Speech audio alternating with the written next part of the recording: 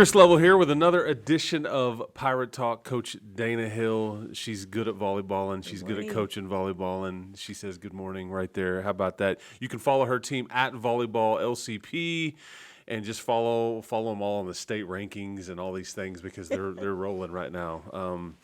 And you can follow us on YouTube because your games are being streamed and all those things. We're actually going to broadcast with commentators a volleyball match coming up, kind of fiddling with some stuff. So be patient with us. But if you're can't go to the game against Lubbock High here in early to mid October maybe you can sit at home and watch some commentating with Coach Hill's program. So I want to make sure we mention that to you as well. All right. It seems a bit boring from my side of it.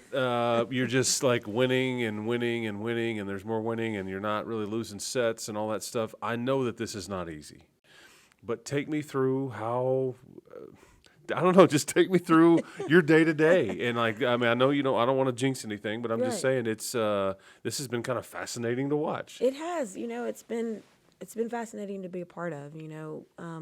I think it starts in yes, we're winning, but it started way back in, last May, when I took the job and we got coaches in place and the buy-in that the girls have had as far as what they want our program to look like, sound like, and even not just with our varsity, but our sub-varsity teams. They're doing well, too, and we've had several program suites in the last. Oh, the brooms have been out, people. I'm telling you, this is the Woodrow over there from a volleyball standpoint is clean as a whistle. There's no dust anywhere. The brooms have been sweeping it up. I mean, it's not just your group. It's all the way through. It's all the way through, and I credit that to our amazing girls and our great coaching staff and just the level of buy-in that they've had and just trying to make this program the best that it can be. From the freshmen to the varsity, we feel really confident about Lubbock-Cooper volleyball and where it's headed. And so that doesn't happen in a day. It is really a testament to all the girls that have come before us and that have laid that foundation and that expectation of what Lubbock-Cooper volleyball should be. In your wildest dreams, and be honest with me here, did you think because what is it, 29-4? Yes, sir. Did you think you'd be 29-4 after 33 matches in your wildest dreams? Or did you think, this is kind of what I expected? Just be honest. No, it's not what I expected. I can't sit and honestly say, and so we're so excited about that number and what that, but with that comes lots of hard work, and no one is ever privy to what goes on behind the scenes and just the amount of work that these girls have put in day to day, even when they didn't feel like it. They show up and they engage and they work hard even in spite of, what may be going on behind the scenes. So I'm just proud of them and where they're at right now. And we've talked about where we're at in opposed to where we want to be and what it's going to take to get us there. How do you I think in sports, first of all, winning is hard. The older you get and whatever level you're playing at, whether you're freshman or varsity or you get into college and start whatever, the older you get, the harder it becomes because the competition is harder and there's it's harder. And so how do you get them to still enjoy the winning? You haven't lost in a month. And I you don't want it to feel, because you want to enjoy it and appreciate it and all that. But at some point it be kind of has it become ho hum? Is it? Do they still like? Yeah, there's parts of that yes they have. It's trying to bring challenges daily in practice and trying to knowing that we've talked about we're going to get better in our day to day and just what that looks like and not being complacent. And yes, we've won this many games, but that's not our end goal. Like we really want to be playing late. The later, the better. And so it's a day to day, just trying to keep making sure that we're staying sharp, both physically and mentally, and where we want to be. Have you had any of these moments in practice where, somebody, one of your players speaks up and kind of says, hey, guy, we need to pick it up, or is it, do you just have that good of team chemistry to where they just show up ready to go every day and you're kind of I mean, not that it's on autopilot, but they maybe, kind of take me through that dynamic on a day-to-day, like on a Wednesday, like, or a Thursday when there is not a match that day and you're kind of grinding a bit. And kind of take me through those dynamics. Yes, we have. To answer the first part of your question, we've definitely had where, we've had team members saying, hey, this is not the expectation that we've set for ourselves. This is not the standards we've set, and we need to do better. And honestly, it's different people, different days, which I love seeing because we've talked a lot about, these seniors have one foot out the door, and where's our leadership going to come from next year and what that looks like, and that you don't have to wait until next year to be that voice. You can be that voice in conjunction with our seniors this year. So that's kind of what, we've been talking about. And there's sometimes when I tell our older kids, you can't answer the questions. You have to let our younger kids answer and be involved and kind of speak up. And so they're getting much better at that. We want to practice leadership early and often. And so, just like these seniors have had girls before them that have kind of shown them the way, they're doing a great job of that right now. And it's just going to speak, I think, volumes whenever they're gone. And these girls will have the groundwork laid as to what it looks like to be great leaders. Adversity will hit at some point. I don't know when that is. You're about halfway through district play right now, and you can start to see the playoffs in the horizon. You already start to look at what seeding looks like and all those things. Are you kind of, in some weird way, are you kind of anxious or curious to see how your group responds, and maybe you too, when adversity does hit, whether it's lose a set or we get down 0-2 or I've got to call some timeouts, or we get a tough draw in the playoff, whatever. Yes, we've talked about and even kind of been planning between the time we end district and we begin playoffs of having a potential playoff game, or not, a playoff game, but a warm-up game to district certification. Right, those kinds of things, and so we've talked about that and kind of what that will look like, maybe who will play. We really need to play a team that's going to push us, because when we start playoffs, nobody's there by accident. They've won whatever district they've come from. And so just to kind of give us some preparation as to what that will look like. So, so that hopefully we do have a game that we're pushed back to kind of face a few things. Call up old Bushland or Hereford. I'd love another Yeah. crack at them. Yeah, get them to come Those down are here. definitely teams that are in the running for And sure. there you go. They're going to be pretty good. You did. Have you had anybody since we last talked? Have you had anybody? Because there's all these cycles within the season, and sometimes kids are really emerging or playing well. Sometimes kids, maybe kind of fall back or aren't as big of a rotation. Whatever. Have you had anybody emerge in the last month, in the month of September and early October, that this is a different player now than they were, back in August and September even?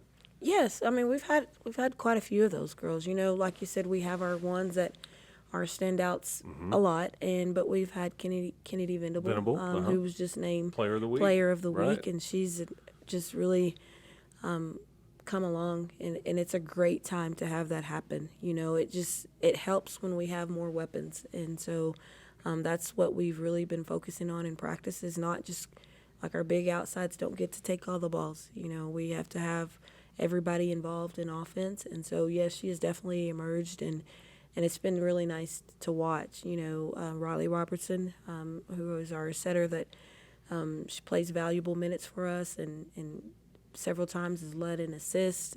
Just, kind of those girls that, just last night we've had, Maddie Caswell that played really well in her third set.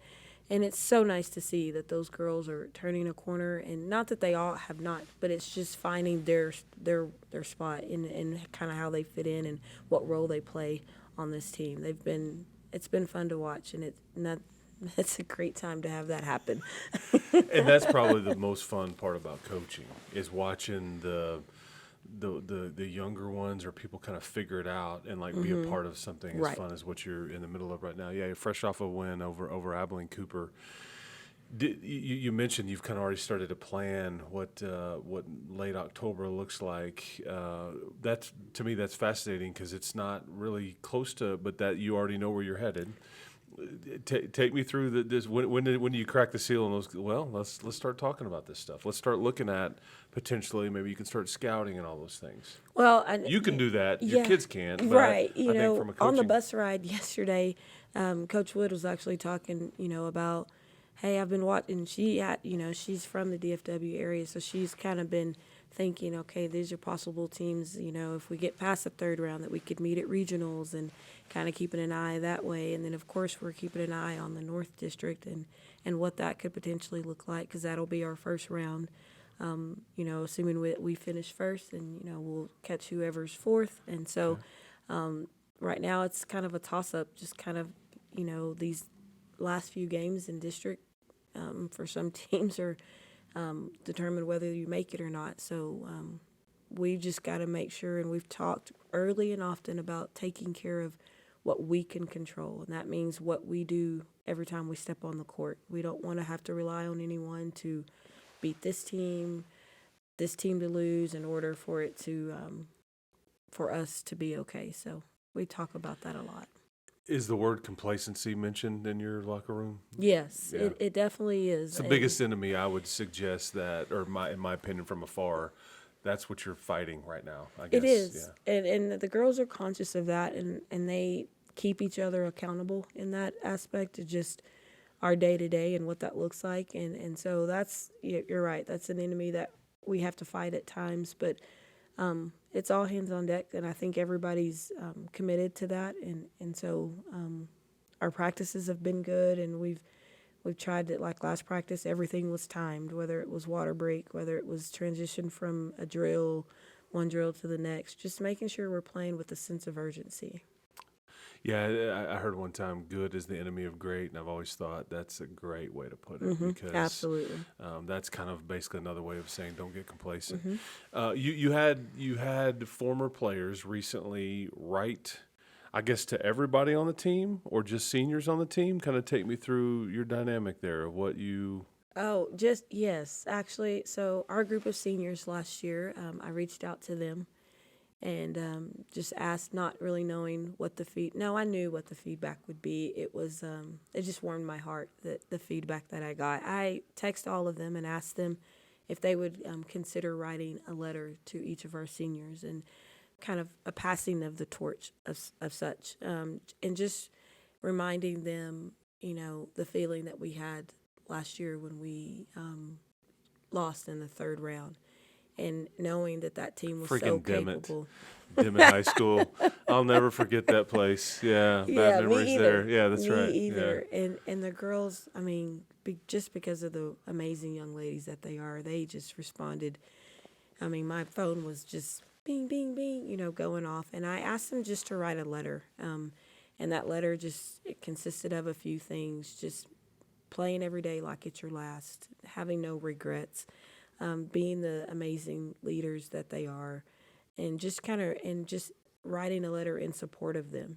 Sometimes being a senior puts a lot on your shoulders, and just knowing, yes, we want to end up here and we want to get past this round, but to also enjoy the moment and to stay in the present and enjoy your senior year. And so that was really nice, and I'm going to present those letters to the seniors. So they haven't seen them yet? Yeah, they don't know. Okay. And so those will be presented along with a little torch, so to speak. Okay. And to just knowing that they're supported and that they've got fans near and far, and that want them to do That's well. awesome. Where'd you get that idea? Did you just come up with it? Yeah, I that's did. awesome. I did. I mean, bridging gaps. Yes. I mean, there's a responsibility. I mean, I remember talking to your group. Several of those girls, weekly. I get texts from them just checking in and saying, and I text them, and I know they're doing amazing things in all their college lives, and so they're just a special group. Yeah, that's awesome.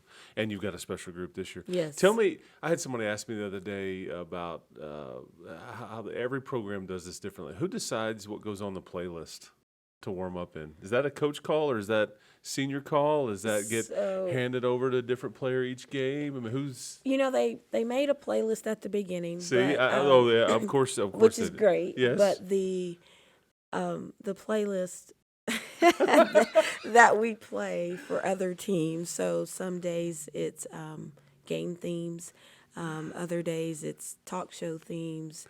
Oh, I've heard it. I think it's And cracks me up. so yeah, we just kind of randomly pick, and it's so cute because now I was at the game last week at Cooper Middle, I think is where I was watching them play, and they had their playlist that was almost a replica of what the high school kids had, and I absolutely love that. I just think they're noticing, they're paying attention, and so they had I can't remember. I think it was maybe game show type things, but it was really neat to see. Which begs the question: what game show would you be the best at? The Price is Right. Oh, The Price is Right. Yes, like what? Are you making the putt, the plinko? The Plinko, I think I would do like, very well at. okay. Placing it. I think I Spinning could the spin in the showcase wheel. showdown? Yeah, I think I could spin no the doubt. wheel. I bet Coach Hill can. Yeah, win 10 grand real easy. Yeah, that's funny. That's funny. You also, in the midst of coaching, you're also teaching public speaking, which I think is fascinating. And that is one of the scariest things for a lot of people. It is. And how was that subject something that you were drawn to? Well, it's not my favorite thing as far as 'cause You're good you at and it. I have talked. You're and good at it. You're good at it. I would much rather be behind the scenes, but it's okay. I know this is part of it. Yes. And I know how the kids feel for sure, because there are some kids, if it's something they love, like they are engaged about, and it's a subject that they really like and know well, they do really well speaking about it.